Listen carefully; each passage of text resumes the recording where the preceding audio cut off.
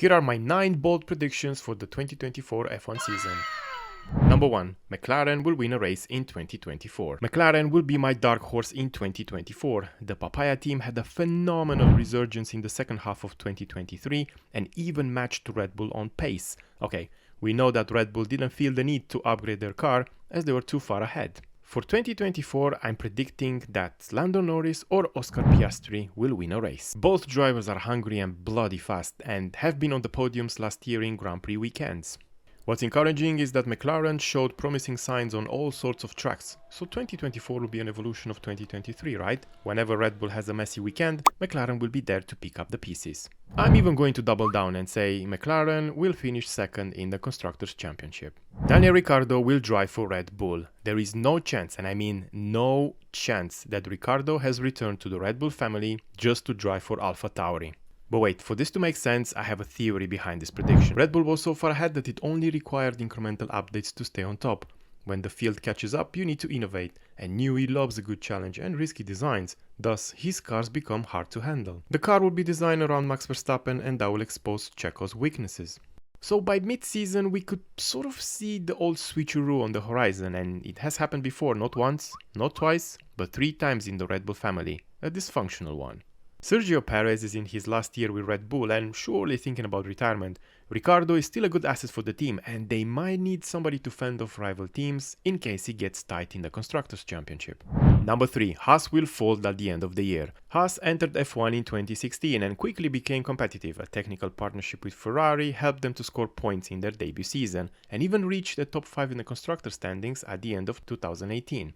Remember that Ferrari engine that raised everyone's eyebrows? Well, after that was banned, it was all downhill from there. Engine modes and power alone can cover the lack of aero development, and with Haas being a customer team, there wasn't an immediate reaction. On top of that, sponsorships turned sour, first with Rich Energy and then with Uralkali, left the team struggling financially. Team's mindset quickly switched from being competitive to purely surviving. The Haas model has failed, the team has no identity, and after losing their only charismatic PR asset, it will end up having no fans. Kevin Magnussen and Nico Hülkenberg are solid drivers but probably looking to jump ship ASAP, so I believe that Haas's future is in doubt.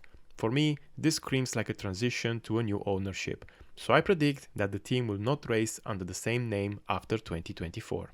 Number 4. Fernando Alonso will retire at the end of the season. I'm a big Fernando Alonso fan, but I don't have any trust in Aston Martin anymore.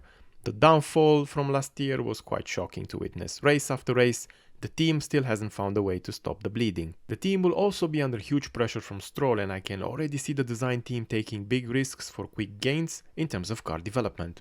And oh boy, if that fails, we all know how vocal Fernando Alonso is when things are not going his way. I don't think podiums or top 5s are what Fernando Alonso wants. On the contrary, now that he has tasted blood, he wants some more. Sadly, I can see the climate deteriorate inside the team and Fernando Alonso to leave. But where? Doors will be closing fast and retirement from Formula 1 will be almost certain. So what's the next L plan? Well, realistically, focusing on winning the Triple Crown is a better objective and even a tangible one than to add another Formula 1 world title. IndyCar, here we go.